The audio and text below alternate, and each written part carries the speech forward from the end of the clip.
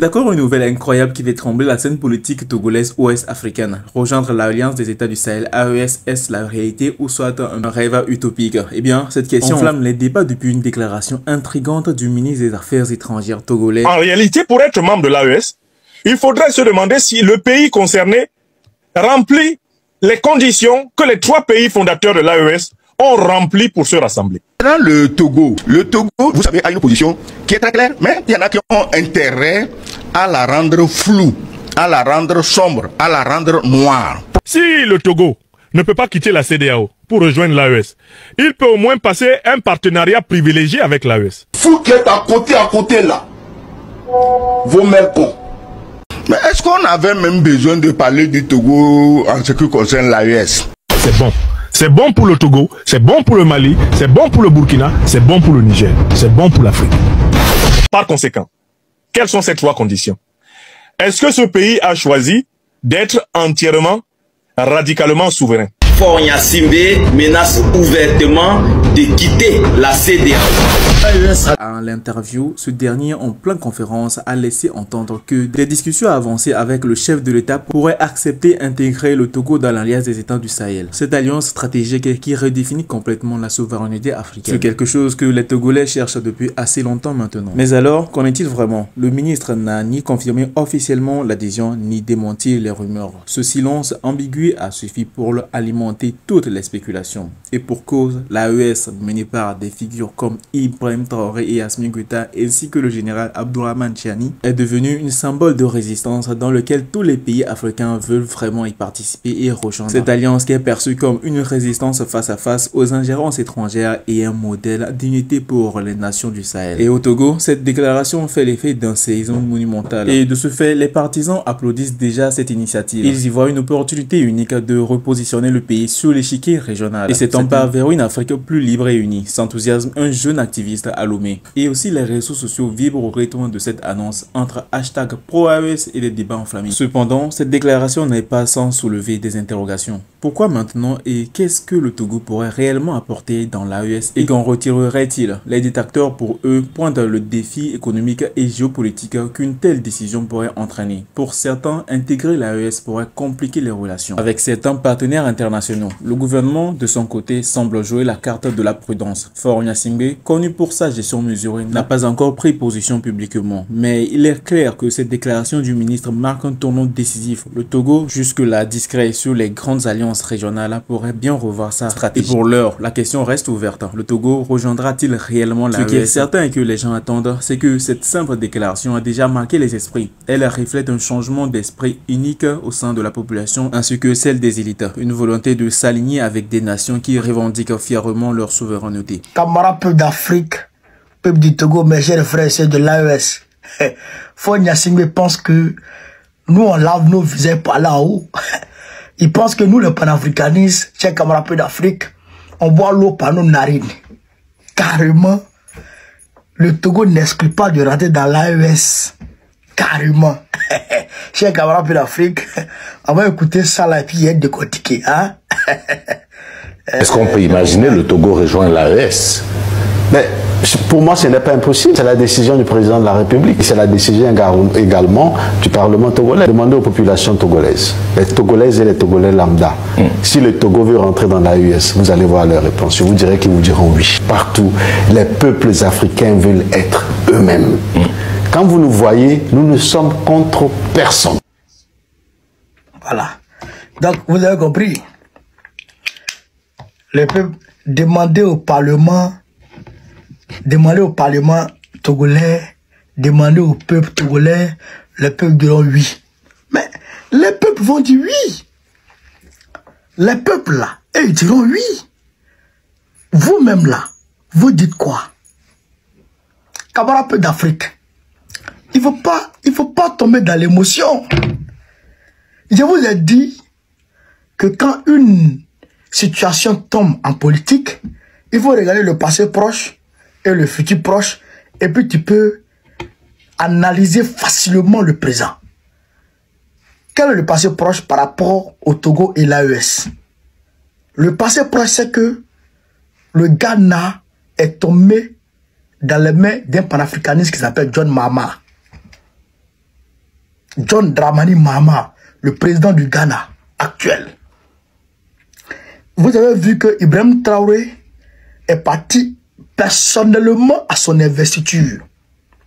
Le premier ministre malien, Abdoulaye Maïga, est parti là-bas avec une forte délégation. Le premier ministre Lamine Zen aussi du Niger est parti assister à cette investiture. Et après, le capitaine Ibrahim Traoré a eu un entretien tête-à-tête avec le président John Mahama où ils ont dit qu'ils vont renforcer l'axe Accra-Ouagadougou. La coopération Ouaga-Accra sera renforcée. En même temps, le premier ministre Abdoulaye Maïga du Mali est allé faire une visite de 48 heures. 2 jours d'affilée. Une visite de 48 heures. Bientôt, le premier ministre du Niger va suivre. Vous comprenez? Qu'est-ce qu'ils sont allés faire en réalité?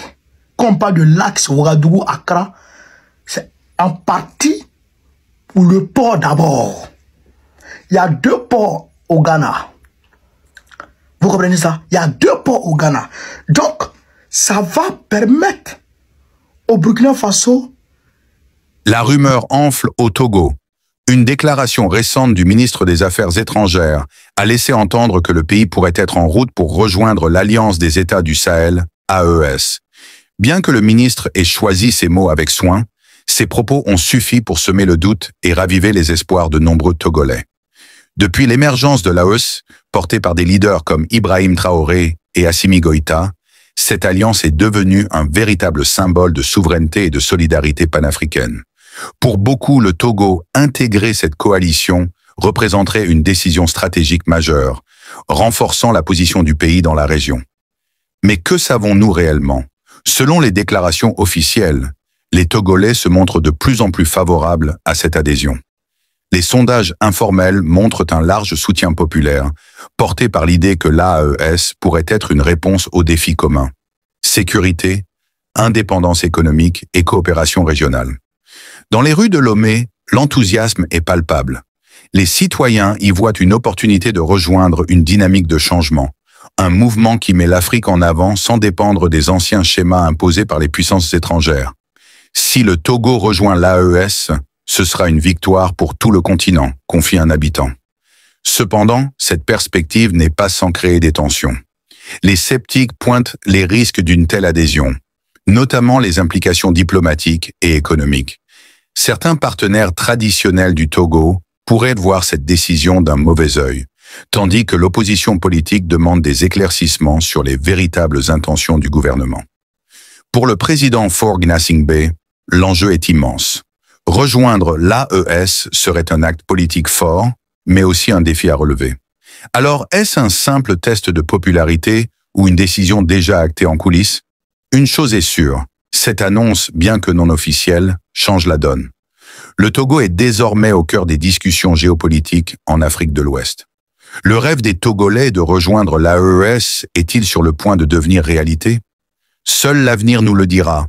Mais les espoirs sont bel et bien là. En l'interview, ce dernier, en pleine conférence, a laissé entendre que des discussions avancées avec le chef de l'État pourraient accepter d'intégrer le Togo dans l'Alliance des États du Sahel. Cette alliance stratégique qui redéfinit complètement la souveraineté africaine. C'est quelque chose que les Togolais cherchent depuis assez longtemps maintenant. Mais alors, qu'en est-il vraiment? Le ministre n'a ni confirmé officiellement l'adhésion, ni démenti les rumeurs. Ce silence ambigu a suffi pour alimenter toutes les spéculations. Et pour cause, l'AES, menée par des figures comme Ibrahim Traoré et Assimi Goïta ainsi que le général Abdourahmane Tiani est devenu une symbole de résistance dans lequel tous les pays africains veulent vraiment y participer et rejoindre. Cette alliance qui est perçue comme une résistance face à face aux ingérences étrangères et un modèle d'unité pour les nations du Sahel. Et au Togo, cette déclaration fait l'effet d'un séisme monumental. Et de ce fait, les partisans applaudissent déjà cette initiative. Ils y voient une opportunité unique de repositionner le pays sur l'échiquier régional et s'étendre vers une Afrique plus libre et unie, sans tout enthousiasme un jeune activiste à Lomé. Et aussi les réseaux sociaux vibrent au rythme de cette annonce entre hashtag pro-AES et des débats enflammés. Cependant, cette déclaration n'est pas sans soulever des interrogations. Pourquoi maintenant et qu'est-ce que le Togo pourrait réellement apporter dans l'AES et qu'en retirerait-il? Les détracteurs pour eux pointent le défi économique et géopolitique qu'une telle décision pourrait entraîner. Pour certains, intégrer l'AES pourrait compliquer les relations avec certains partenaires internationaux. Le gouvernement, de son côté, semble jouer la carte de la prudence. Faure Gnassingbé, connu pour sa gestion mesurée, n'a pas encore pris position publiquement. Mais il est clair que cette déclaration du ministre marque un tournant décisif. Le Togo, jusque-là discret sur les grandes alliances régionales, pourrait bien revoir sa stratégie. Et pour l'heure, la question reste ouverte. Le Togo rejoindra-t-il réellement l'AES? Ce qui est certain et que les gens attendent, c'est que cette simple déclaration a déjà marqué les esprits. Elle reflète un changement d'esprit unique au sein de la population ainsi que celle des élites. Une volonté de s'aligner avec des nations qui revendiquent fièrement leur souveraineté.